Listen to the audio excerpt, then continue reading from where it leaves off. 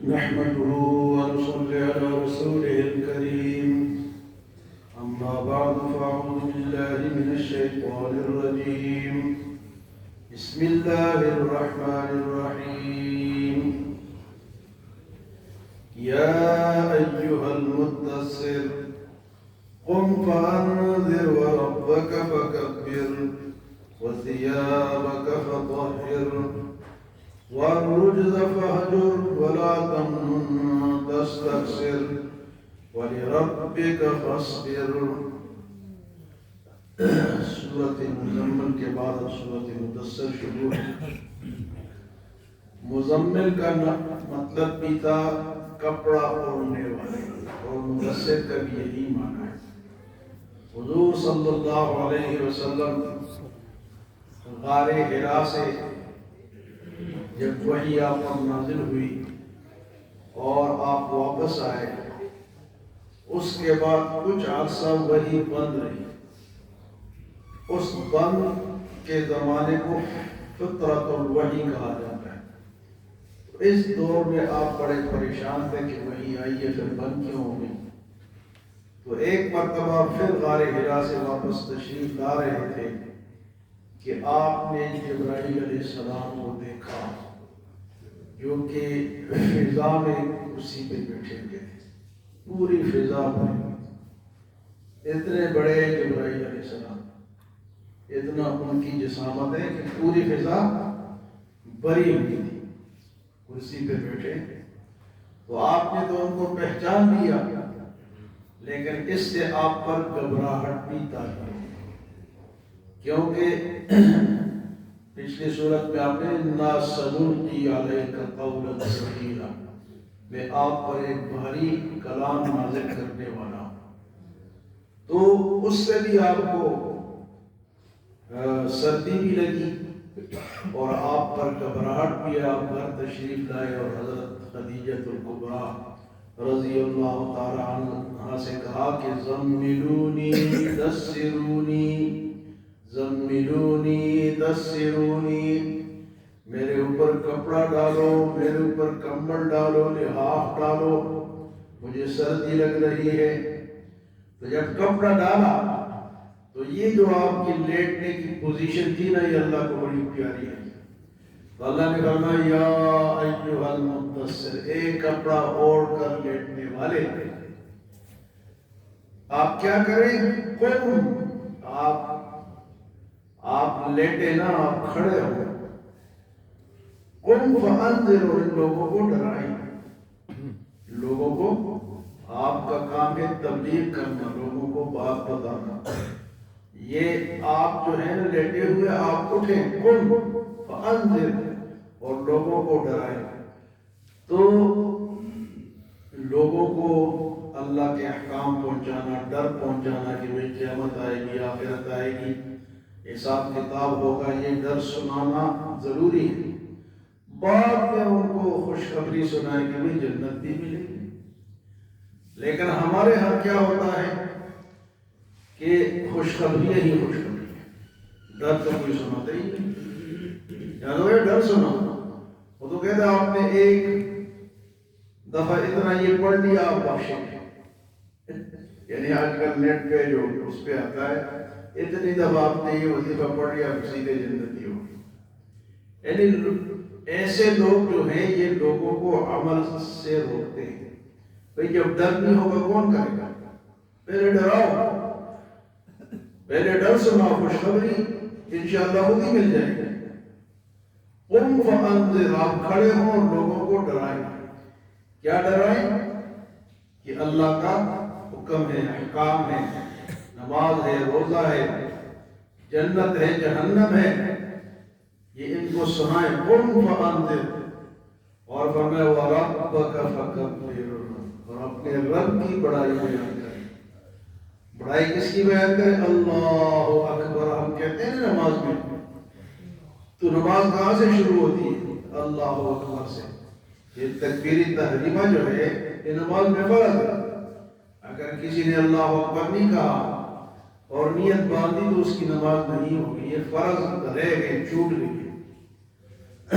تو فرمایا کہ اللہ کی بڑائی بیان کریں، اللہ اکبر کبیرہ الحمدللہ کثیرہ. تو فرمایا کہ بڑائی لوگوں کی نہ بیان کرو کہ فلاں اتنا بڑا ہے، فلاں اتنا جنرل ہے، فلاں اتنا کرنل ہے، فلاں اتنا لیڈر ہے. اللہ کی بڑائی بیان کرو. اللہ ہے، اللہ سب سے بڑا ہے، اللہ سب کچھ کرنے والا ہے. اللہ نے ہمیں پیدا کیا، اللہ نے زمین بنائی، اللہ نے آسمان بنایا، اللہ نے پہاڑ بنائے، اللہ نے سمندر بنائے. اللہ ہی سب کچھ کرتا ہے. فرمایا اللہ کی بڑائی بیان کرو. قُلْ فَأَنذِرْ وَرَبَّكَ فَكَبِّرْ، اپنے رب کی بڑائی بیان کریں. اور آگے فرمائے وَثِيَابَكَ فَطَهِّرْ، اور اپنے کپڑے پاک رکھیے. کپڑوں کو پاک کریں. بعض لوگوں سے پوچھو نماز کیوں ہے کہ کپڑے نہ پاک ہیں. اللہ اپنے نبی سے فرماتے کہ کپڑے پاک ہونے چاہیے. وَثِيَابَكَ فَطَهِّرْ، پاک صاف کپڑے. یہ جو آپ کے انگریز ہیں یا یورپین ہیں یا جو کافر ہیں، ان کے ظاہر میں کپڑے بہت سوٹڈ ٹوٹڈ ہوتے، پاک صاف ہوتے، لیکن پاک نہیں ہوتے. ان کو پاکی کا پتہ تو نہیں ہے نا کہ پاک کیا چیز ہے اور صاف کیا چیز ہے. صاف اور چیز ہے اور پاک اور چیز ہے. صاف تو یہ ہے کہ ظاہر اس پر کوئی گندگی نظر نہیں آتی، اور پاک وہ ہے جس کو آپ نے ظاہراً بھی پاک رکھا اور دھو کے صاف بھی کیا. تو اسی لیے فرمایا کہ کپڑوں کو بھی پاک رکھو، عقیدے کو بھی پاک رکھو. اگر ایک شخص ہے اوپر سے بہت پاک صاف ہے اور اندر سے کفر بڑا ہوا ہے تو وہ پاک نہیں ہے. اوپر سے بھی پاک ہو اور اندر سے بھی پاک ہو. اللہ ایک جگہ فرماتے ہیں انما المشرکون نجس، مشرک جو ہے یہ ناپاک ہے. یا اللہ کس طرح ناپاک ہے؟ ظاہراً تو بڑے خوبصورت نظر آتے ہیں، فرمایا ان کا عقیدہ گندا ہے. اندر جو اللہ کے ماننے کے جو طریقہ ہے وہ غلط ہے. نبی کو نہیں مانتے، اللہ کو نہیں مانتے، اندر سے گندے ہیں. یہ باہر سے بشک پاک صاف نظر آئے، لیکن انما المشرکون نجس، مشرک کیا ہے؟ جی ناپاک ہے. تو عقیدہ اگر گندا ہے تو تب بھی انسان اندر سے ناپاک ہے. تو ظاہر بھی پاک ہو اور کیا ہو جی اندر سے بھی. اندر سے پاک کس طرح ہوں گے کہ ایک اللہ کو مانے، اللہ کے رسول پہ ایمان لائے، آخرت پہ ایمان لائے، بغض نہ رکھے، حسد نہ رکھے، کینہ نہ رکھے. یہ اندر کی گندگیاں ہیں، اندر کی گندگیاں. تو اندر سے بندہ گندا ہے، بڑا صاف نظر آتا ہے، بہت صاف ہے. نہیں، فرمایا کہ دونوں طرف پاک. تو کیا فرمایا یا ایھا المدثر، اے کپڑے میں لپٹنے والے، قم آپ کھڑے ہو، فانذر اور لوگوں کو ڈرائیں، وربک فکبر اور اپنے رب کی بڑائی بیان کریں، وثیابک فطہر اور کپڑوں کو بھی پاک صاف رکھیں. فرمایا والرجز فاہجر اور گندگی سے دور رہیں. گندگی سے چاہے وہ ظاہری گندگی ہو. دیکھو جی صفائی جو ہے یہ آدھا ایمان ہے. تو بندہ ظاہراً بھی صاف ہو اور ماحول کو بھی صاف رکھے، اپنے گھر کو بھی صاف رکھے، اپنے مسجدوں کو بھی صاف رکھے، اپنے محلے کو بھی صاف رکھے. آپ دیکھتے ہیں نا ہم گند اٹھا کے دوسرے کے گھر کے آگے رکھ دیتے ہیں اور چلے جاتے ہیں. کھایا پیا شاپر میں ڈالا اور دوسرے کے گھر کے آگے رکھ دیا. کچھ شرم ہوتی ہے، کچھ حیا ہوتی ہے. یہ ہمارا ہی محلہ ہے. یہ میدان کو کتنی ہم نے کوششیں کی اس سے گند اٹھوایا، اور اب اس گلی میں جا کے وہ آگے پھینک دیتے ہیں. اور اتنے نالائق لوگ ہیں کہ ان کو پتہ ہے کہ فلاں ٹائم گاڑی آتی ہے تو اس وقت میں جا کے رکھو نا، اس تک پہنچاؤ تاکہ وہ لے کے چلی جائے. ہر بندہ اللہ فرماتا ہے والرجز فاہجر، گندگی سے دور رہو، گندگی سے دور رہو. تو اپنے آپ کو بھی صاف رکھیں، گھر کو بھی صاف رکھیں اور ماحول کو بھی صاف رکھیں اور نیت کو بھی صاف رکھیں. کہ نیت گندی ہو اور اوپر سے کپڑے صاف، جسم صاف، نیت بھی صاف ہو، اندر کی صفائی۔ یہ جو بزرگان دین ہوتے ہیں نا جو کہ ذکر کراتے ہیں، تو ذکر اس لیے ہوتا ہے کہ وہ یزکیہم انفسہم، تاکہ تمہارے نفسوں کو اندر سے پاک کرے۔ ذکر سے بندہ اندر سے پاک ہوتا ہے۔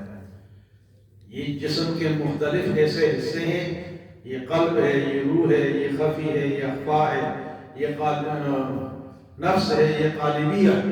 7 ایسی جگہ ہیں جہاں پہ بزرگ ذکر دیتے ہیں کہ قلب سے تم یہ کرو، روح سے یہ کرو، خفی سے یہ کرو، سر سے یہ کرو، اخفا سے یہ کرو، نفس سے یہ ذکر کرو، قالبیہ سے یہ ذکر کرو۔ یہ اندر کی جو بیماریاں اس ذکر سے نکلتی ہیں، کہیں سے تکبر نکلتا ہے، کہیں سے بغض نکلتا ہے، کہیں سے حسد نکلتا ہے، کہیں سے غصہ نکلتا ہے۔ یہ اندر کی بیماریاں ہم نے پالی ہوئی ہیں۔ بزرگان دین اس کو سمجھتے ہیں کہ اس بندے کے اندر کیا کیا ہے، وہ پھر ذکر دیتے ہیں، یہ ذکر کرو، یہ کرو، یہ کرو۔ تو فرمایا وَالرُّجْزَ فَاهْجُرْ، گندگی سے دور رہے۔ اور آخری بات وَلَا تَمْنُن تَسْتَكْثِرْ، اور اس لیے کسی پہ احسان نہ کرو کہ تمہیں بدلے میں زیادہ ملے۔ یعنی ہم نے کسی کو اس نیت سے کچھ دیا کہ مجھے یہ دوسرے وقت میں زیادہ ملے گا، یا ہمیں پتہ ہو کہ اس کو وزارت ملنے والی ہے، اس کو ووٹ شوٹ دو، بعد میں یہ سکہ ہم نکالو۔ فرمایا اس طرح نہ کرو، اگر احسان کرنا ہے تو اللہ کے لیے کرو۔ وَلَا تَمْنُن تَسْتَكْثِرْ، یہ جو شادیوں پہ آپ پیسے دیتے ہیں کس نیت سے دیتے ہیں؟ اگر میں نے 1000 دیا تو مجھے کتنا ملے گا؟ 2000 ملے گا، یا تو یہ جائز نہیں ہے۔ یہ جو پیسے ہیں یہ جائز نہیں۔ آپ یہ پیسے اس نیت سے دے سکتے ہیں کہ میرا بھائی ہے، غریب ہے، اس کی بچے کی شادی ہے، بچی کی شادی ہے، میری طرف سے یہ تعاون ہو جائے گا، اس نیت سے دے دو، بھول جاؤ، پھر تو ٹھیک ہے۔ اور اگر آپ نے وہ کاپی رکھی ہوئی ہے، وہ لکھتے ہیں نا، بعض لوگ آپ نے دیکھا ہوگا، وہ 2 بندے بڑے بیٹھے ہوتے ہیں، وہ لکھتے ہیں کہ اس کی طرف سے اتنا ہے، اس کی طرف سے اتنا ہے، بعد میں کہتے ہیں کہ ہم نے تو اتنا دیا، تو آپ نے تو اتنا دیا۔ فرمایا کہ احسان اس نیت سے نہ کرو کہ تمہیں پھر زیادہ ملے۔ وَلَا تَمْنُن تَسْتَكْثِرْ، کیسی پیاری باتیں اللہ ہمیں بتاتا ہے، کوئی اور بتا سکتا ہے؟ فرمایا کہ ایسا احسان لوگوں پہ نہ کرو کہ زیادتی کی تمہیں پھر امید ہو۔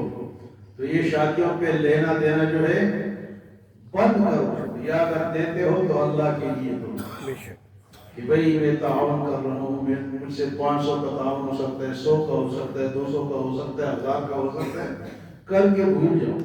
اور اگر اس نیت سے دیا کہ مجھے ڈبل ملے گا، تو یہاں قرآن کیا کہتے ہیں؟ وَلَا تَمْنُن تَسْتَكْثِرْ، اس لیے احسان نہ کرو کہ زیادہ ملے۔ اللہ ہمیں عمل اور سمجھ کی توفیق عطا فرمائے۔